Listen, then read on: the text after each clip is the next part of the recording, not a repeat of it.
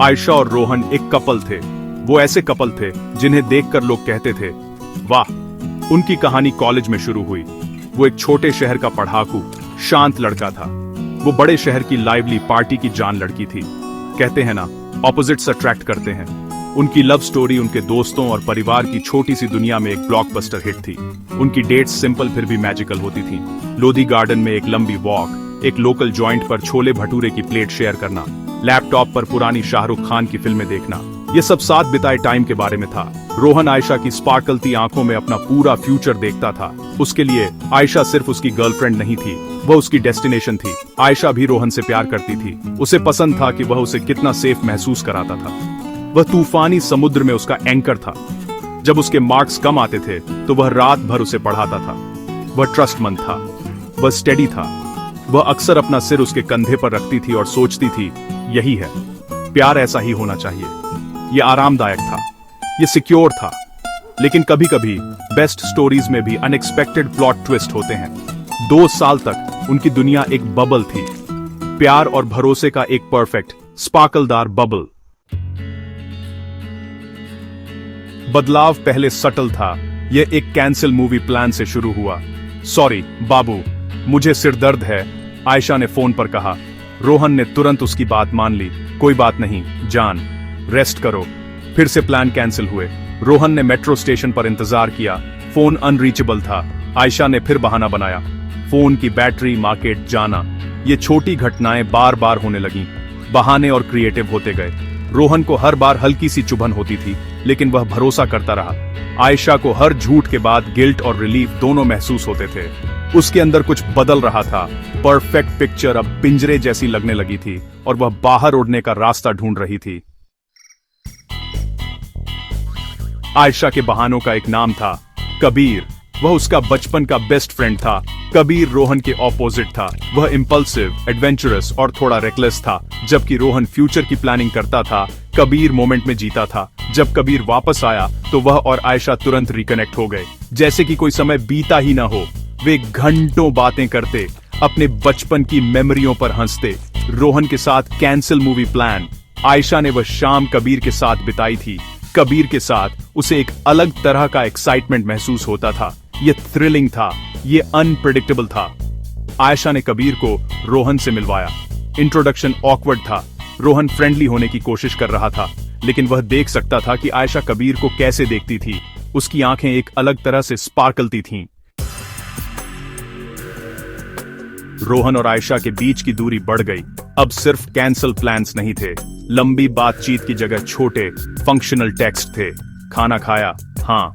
Magic फीका पड़ रहा था। वह कॉल करता और वह कहती, मैं बिजी हूं, बाद में कॉल करूंगी। लेकिन कॉल बैक कभी नहीं आता था। उसने एक सरप्राइज डेट प्लान की। उसने उसका इंतजार किया। उम्मीद थी। Rohan, I am so sorry, मैं भूल गई थी। रोहन उस खाली रेस्टोरेंट में बैठा था, गुलाब विल्टिंग। आयशा को अब राहत महसूस हो रही थी। कबीर के साथ रहना ताजी हवा जैसा था।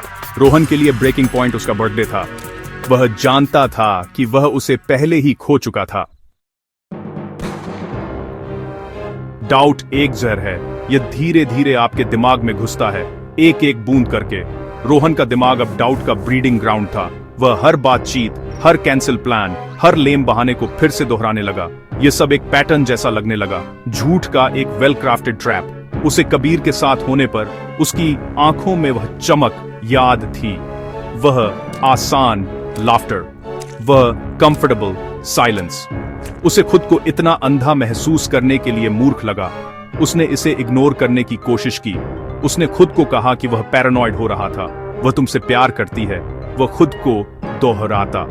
लेकिन उसके दिल को सच्चाई पता थी। उसका इंट्यूशन उसे चिल्ला रहा था। उसने उसके सोशल मीडिया को ऑब्सेसिवली चेक करना शुरू कर दिया। वह उसे कबीर की पोस्ट्स में टैग किया हुआ देखता।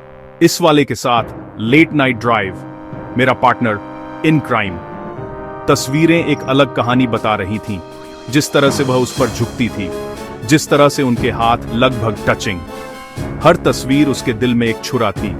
एक दिन उसने उसे कन्फ्रंट करने का फैसला किया। आयशा, उसने शुरू किया।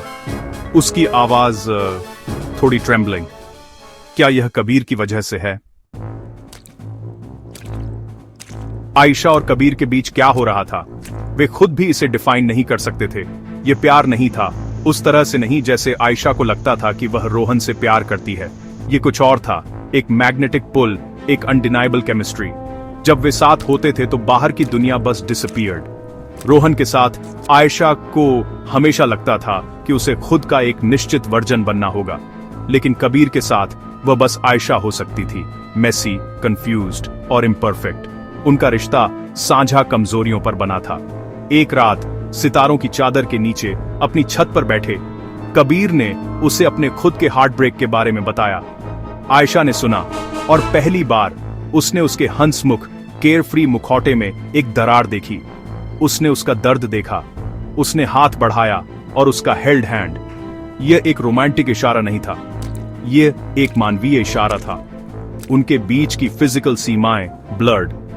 ये छोटी छोटी चीजों से शुरू हुआ। एक देर तक गले लगाना, उसकी पीठ के निचले हिस्से पर उसका हैंड्स। हर स्पर्श इलेक्ट्रिक था। वह जानती थी कि यह गलत था। उसका एक बॉयफ्रेंड था, एक अच्छा लवर बॉयफ्रेंड, लेकिन वह खुद को रोक नहीं पाई। वह कबीर के साथ रहने की भावना की आदी थी, इसका थ्रिल।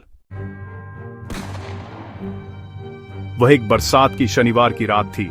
रोहन को एक फैमिली फंक्शन के लिए शहर से बाहर होना था। उसने पहले आयशा को कॉल किया था। आई मिस यू, उसने कहा था। आई मिस यू टू, उसने जवाब दिया था। उसकी आवाज थोड़ी मेमोरिया चीयरफुल थी। सच्चाई यह थी कि उसे राहत थी कि वह दूर था। इसका मतलब था कि वह पूरा वीकेंड कबीर के साथ बिता सकती थी। कबीर उसके घर आया। उन्होंने पिज्जा ऑर्डर किया, कुछ म्यूजिक लगाया और घंटों बातें की। बाहर बारिश हो रही थी, जिससे एक आरामदायक इंटीमेट माहौल बन गया था। वे सोफे पर बैठे थे, एक दूसरे के क्लोज। कबीर ने उसे देखा। उसकी आंखें तीव्र थीं। आयशा, उसने कहा। उसकी आवाज धीमी थी। हम क्या कर रहे हैं? सवाल हंग इन द एयर। वह जानती थी कि वह क्या पूछ रहा था। वह धीरे धीरे उसके करीब आया। वह डिडंट पुल बैक। और फिर उसने उसे किस किया। यह एक जुनूनी, बेताब किस था, और उसने उसे वापस किस किया। साइलेंस, एक बहरा कर देने वाला, आत्मा को कुचल देने वाला सन्नाटा कमरे में भर गया। एकमात्र आवाज रोहन के कपड़ों से फर्श पर टपकते पानी की थी। पेस्ट्री का डिब्बा उसके हाथ से गिर गया, फर्श पर स्कैटर्ड। उसने आयशा को देखा। उसकी आंखें एक एक्सप्लेनेशन ढूंढ रही थीं, लेकिन उसे कुछ नहीं मिला, केवल गिल्ट। फिर उसने कबीर को देखा, वह आदमी जिससे उसने दोस्ती करने की कोशिश की थी। कबीर उसकी नजर नहीं मेट। यह सीन अपने आप में एक कन्फेशन था। वर्डों की जरूरत नहीं थी। रोहन, यह वैसा नहीं है जैसा दिख रहा है, आयशा ने आखिरकार विस्पर्ड। यह किताब की सबसे पुरानी, सबसे दयनीय लाइन थी। रोहन ने एक हंसी छोड़ी, एक कड़वी, टूटी हुई लाफ्टर। वैसा नहीं जैसा दिख रहा है, उसने रिपीटेड। कैसा दिख रहा है आयशा, मुझे बताओ, क्योंकि मुझे तो ऐसा लग रहा है कि मेरी गर्लफ्रेंड मेरे अपार्टमेंट में है, अपने बेस्ट फ्रेंड के साथ। उसकी आवाज में शांति डरावनी थी। Ayesha started crying. Rohan, I am so sorry, मैं नहीं चाहती थी कि ऐसा हो। रोहन के लिए अगले दिन दर्द के धुंधले थे। वह सुन्न महसूस कर रहा था। वह घंटों अपने कमरे में बैठा रहता, बस दीवार को स्टेरिंग। आयशा के साथ उसकी हर याद अब टेंटेड थी। हर आई लव यू अब झूठ जैसा लगता था। उसने उसे अपना सब कुछ दिया था, अपना प्यार, अपनी वफादारी, अपने ड्रीम्स, और उसने ये सब ले लिया था और एक पल के थ्रिल के लिए फेंक दिया था। धोखा सिर्फ किस में नहीं था, यह हर झूठ में था, हर बहाने में था, हर सीक्रेट में था जो उसने उससे छिपाया था। आयशा ने उससे संपर्क करने की कोशिश की। उसने उसे लंबे रैम्बलिंग टेक्स्ट भेजे जो अपॉलॉजीज और रिग्रेट्स से भरे थे। उसने उसे दर्जनों बार कॉल किया, लेकिन उसने कभी नहीं पिक्ड अप। सॉरी सिर्फ एक शब्द था। यह उस वुंड को ठीक नहीं कर सकता था जो उसने दिया था। यह उस भरोसे को फिर से नहीं बना सकता था जो उसने ब्रोकन।